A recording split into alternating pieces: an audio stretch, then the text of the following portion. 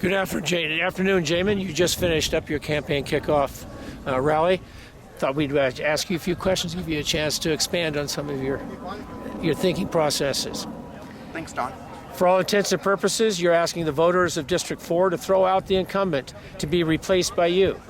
What is the incumbent doing that would warrant this, and why would you be the better council member? Well, I will just say that I think we need to make sure that we're addressing all of the issues within our district and within the city. You can't be a single issue person. And you can't be a single district person. You're, yes, being elected by a district, but you are actually running for the entirety of the city. And you need to make sure that you're actually representing all their issues. It can't just be fire. It's got to be everything from infrastructure to looking at the economic development in downtown, and making sure that we're also building regional alliances and being able to make sure that we are going to be able to pull big projects from the state into and the region into our area. I feel like there is a lot of difficulty with our current representative with regard to making those alliances, and I think that I have the ability to work with people of differing opinions and from differing backgrounds, and I think I can do a better job to be able to help represent people's needs and make sure that all of them are being addressed. Well, some of your responses segue into the next question. With district elections across the board, candidates and elected officials seem to believe that they are the elected rulers of that district. Do you embrace that philosophy, or do you believe that candidates are elected by the voters of a district to represent the entire city? I believe that they're elected by the voters of that district to represent the entire city. You know, before we had districts, actually the neighborhood councils were the liaisons or the connection that the community had to be able to filter up to the city council. But now that we have districts with the neighborhood councils, with the other people who are trying to advocate for their area, we should be advocating for our district, but we are not only representing those, the people in our district, because we are a city that is interconnected. When I talk about economic development, most of my district is actually in residential, but I'm very concerned about what's happening up at the Hilltop Mall.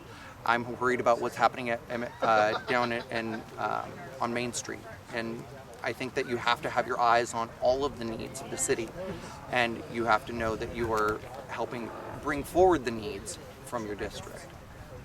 Okay. You talked about economic development. That also segues into affordable housing. Yeah. Okay. The city of Richmond owns a lot of parcels all across the city. It does. But it seems that they want to focus in on putting all of the affordable housing at Hilltop Mall, Yeah. even forcing the owners to do that. I mean, yeah. Sorry. No, you go ahead and take it from there. Yeah, I mean, that's not what Prologis does. Like, I mean, if Prologis was a real estate company, a real estate development company for residential, I would probably have more faith. But like, honestly, they don't do that. They do warehouse development, and they do for what is it? Distribution centers. Logistics. And logistics. Thank you. That's the word I was looking for.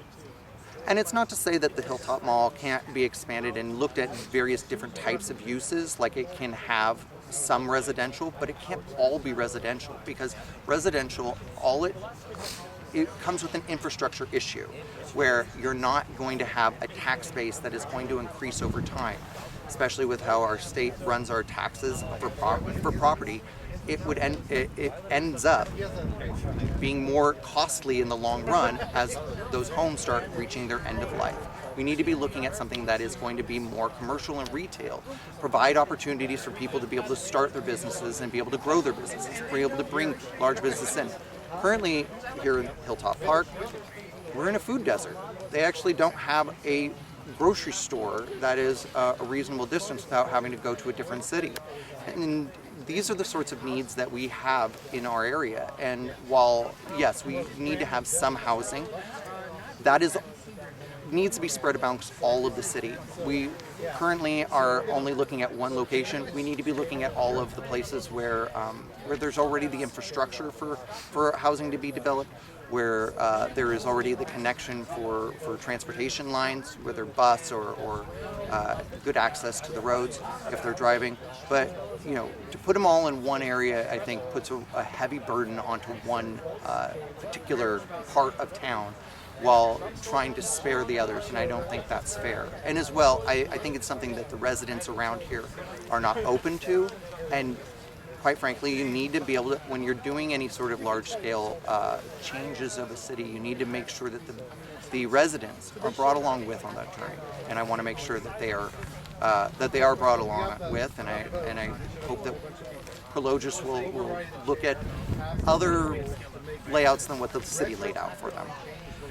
Since we mentioned the large number of residential units that the city is demanding be placed at the former Hilltop Mall, with the number of people they're talking about, you've got to think about the number of school-aged children. Oh, yeah. Just elementary school children, you can easily see 2,500. That puts out the need for an additional 8 to 11 new elementary schools within easy walking distance of Hilltop Mall. Where would you see the land being available? And since the school district has $0 to pay for them, where would the city come up with the money? I don't think the city also builds schools. I think that's the school district as well. I think the number quoted was like 20,000, which that's about the size of any one of the districts. So effectively, they're trying to say that they want to make another full district worth of people for a much smaller land footprint. So I have no idea. That's a lot of infrastructure that would need to take place, and a lot of residential infrastructure that would need to take place, because it would, beyond elementaries, you have their middle and their high schools. I mean, where are we? I don't know if we could handle that in one particular spot in town, and that's another reason why it should be more distributed evenly, so that way then all of the schools are able to carry the weight of those new students as they trickle in, rather than having a whole new class coming in, just being in one location. Okay.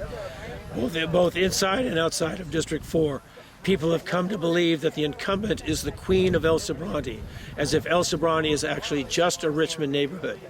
The incumbent has actually advocated using Richmond tax dollars to support activities and causes in El Sobrante. If elected, will you supplant this incumbent to be the de facto king of El Sobrante? If El Sobrante wanted a single leader, they should have become a new municipality. But no, I will not be doing that. I will be representing the people of Richmond, and I will look to work in collaboration with El Sobrante, but no more than I would work in collaboration with El Cerrito, with Pinole, with San Pablo, with any of the other communities that we are near and that we share community with. But no, I would be here to represent Richmond.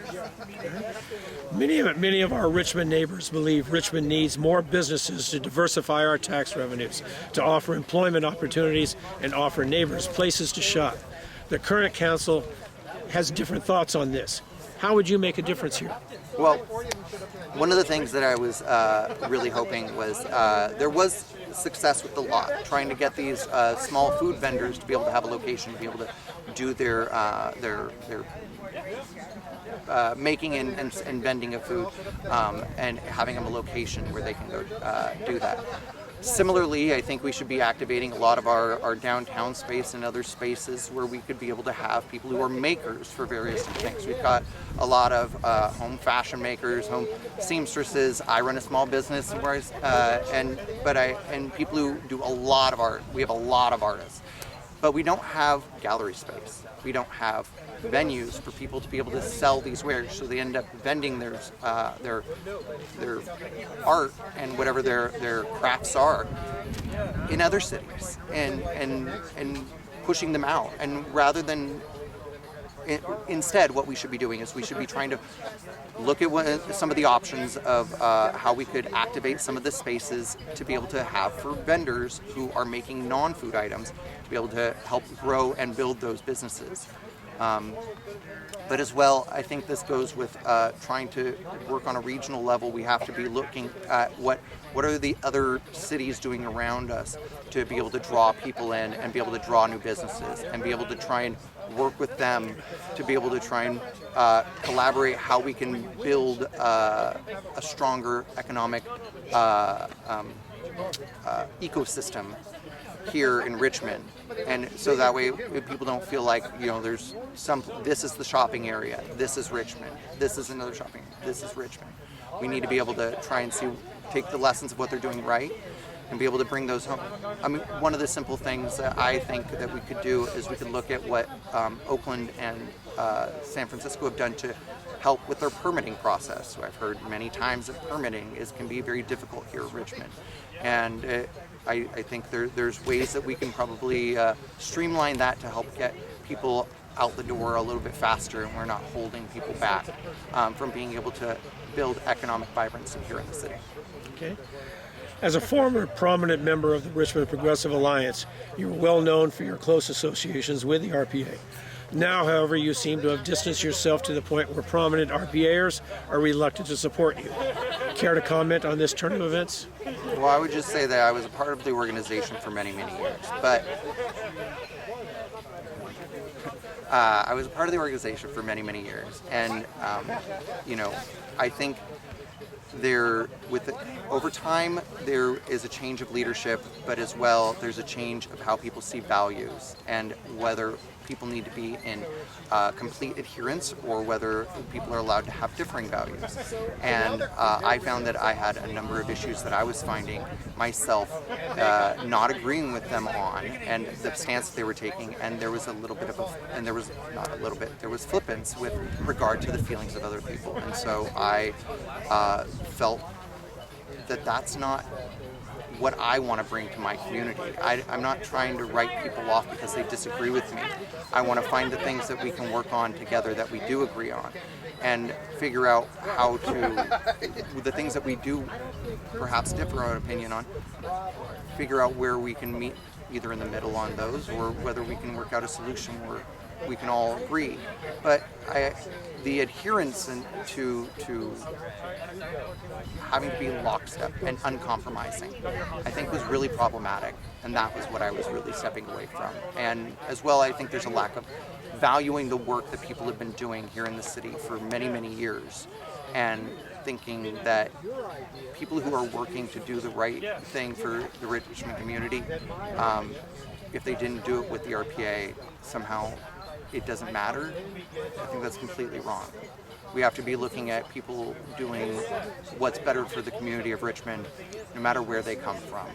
And that should just be, and the RPA can be just one small aspect of, or one aspect, should I say, of the political atmosphere, but it shouldn't be holding some sort of dominance, or as well punish people for lack of adherence to their ideology. So. Thank you for responding to these questions. But last question I've got, give you a chance to expand on things out in your own mind. If I were a voter, how would you convince me to vote for you? Well, let's see. Well, first I would ask, I would start off by just trying to have a good idea of what is it that I think that what is it I've been hearing from the other members of their community about what might be needed. But, you know, I'm not going to ask for somebody's vote by trying to promise things that I can't deliver. I'm going to be just telling them about who I am, about my consistency, about my values, and about what I'm trying to bring as far as the building of community to help people feel safer in the city of Richmond. And, you know, I don't think I can strong arm anybody's vote, but what I can hope to do is show what work I have done to try and bring people together to work, to be able to bring Richmond to a better place. So I would ask first, before I ask for your vote, what is it that you feel like your representative is currently not doing, and what would be something that I could do? And I'm not going to promise the world, I'm not going to promise new parks to fall out from the sky, but I will definitely ask, and I will promise that I'll follow up and I'll give you an answer.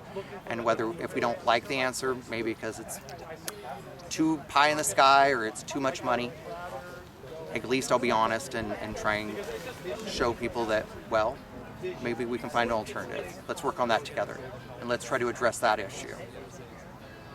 And hopefully if you feel like you have the confidence in my delivering of that, well, I hope you'll consider to vote for me. Do you have anything else you want to add?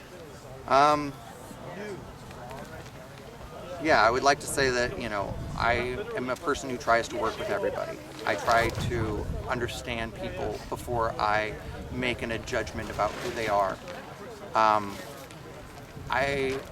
I think we broad brush people a lot, and we lose the nuance and we lose the individuality of the person. And so I hope that anybody who has an opinion about me will give me the opportunity to tell them who I am, and will give me an opportunity to hear me out. So I'll ask for that. Sounds good. Thank you. Thank you very much, Jamin. Thank you. Good luck as we go along. All right.